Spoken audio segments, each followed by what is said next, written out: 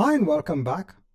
Now, in one of our earlier chapters, I'd gone ahead and told you about how structured data can be stored and how it can be accessed. Now, in this chapter, I want to give a quick primer when it comes to the database software that can be used to go ahead and store and help in the querying or getting of the data. So remember that your data, when it comes to structured data, is stored in a relational database. So over here, I'm showing you a representation of the data when it comes to a table, when it comes to rows and columns. But when it comes to your underlying infrastructure, the data in the end is going to be stored as files on a disk. So remember, everything in the end is basically binary bits of ones and zeros.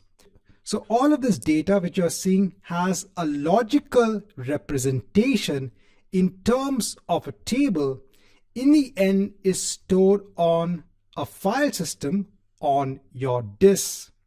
So you need some sort of database software or some sort of engine that has the capability of taking this data and its representation and storing it on the underlying storage layer. And also that software and engine needs to have other capabilities of ensuring that it can take this data and convert it into the logical representation of a table which has rows and columns.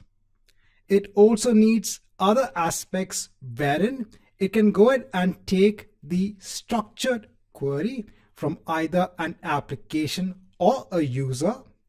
It should have the ability to take that query, get the results and send it back onto the application or the user. So for this, you have a lot of database engines or softwares in the industry. So when it comes to relational databases, some examples are Microsoft SQL Server, Oracle, and you have MySQL as well. So these database softwares or engines have been present for a long time. And all of these have these capabilities of storing your structured data and also giving you the ability to access this structured data. Now, on a personal note, in my college days, I actually had a project which I had conducted with my team members in which we had actually gone ahead and created a database engine from scratch.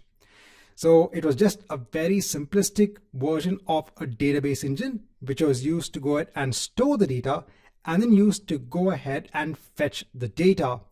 Creating an engine is just not a small task. There is a lot that actually goes into a software which has the capabilities of managing your relational data. Now, when it comes to using these softwares such as Microsoft SQL Server, when it comes to Oracle, and when it comes to MySQL, so there are various ways you can actually go ahead and use these softwares or these database engines.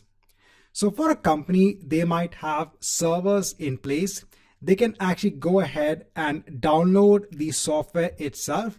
They would also have to go ahead and purchase licenses from the companies such as Microsoft or Oracle to have the ability to run these database softwares. So they could go ahead and install the software and then start having these databases and tables in place. Now, when it comes to the DP-900 exam, there is an emphasis on how you would actually go ahead and, let's say, manage Microsoft SQL Server. So when it comes to the platforms available, so there are two types of hostings that you can actually do on Azure when it comes to Microsoft SQL Server. So one option is known as IaaS, that's known as Infrastructure as a Service. And the other one is known as PaaS, that's known as Platform as a Service. And don't worry, I have labs on both. So I have a lab wherein we are going to go ahead and install the trial version of Microsoft SQL Server on a virtual machine in Azure. That's a representation of IaaS, that's infrastructure as a service. And then we are going to go ahead and look at an example on Azure SQL database, which is PaaS, that is platform as a service. Now, I have some points over here when it comes to both infrastructure as a service and platform as a service. But at the moment, we are not going to go through these points.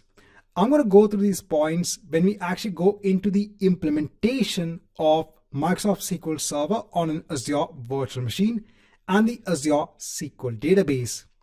Once we go through these implementation steps, then you'll have a better understanding on both of these points. In this chapter, I just want to give an introduction onto having this database engine.